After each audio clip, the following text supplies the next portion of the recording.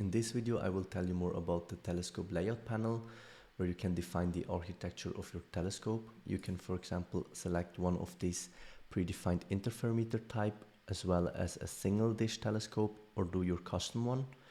If you choose this triangular one, you can see that with the buttons here you can change the collector diameter as well as the separation or orientation of the telescope.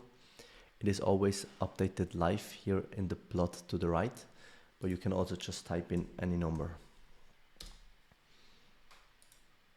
Then if you choose the kite version, there are different parameters to change.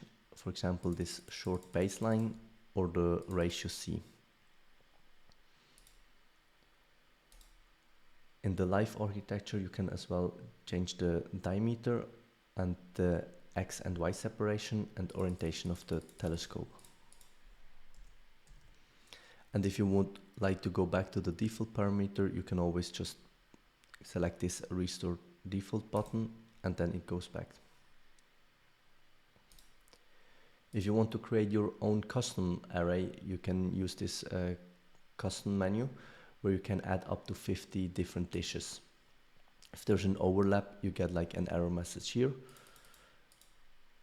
And you can then place them at different position, but also change the diameter of one dish, for example.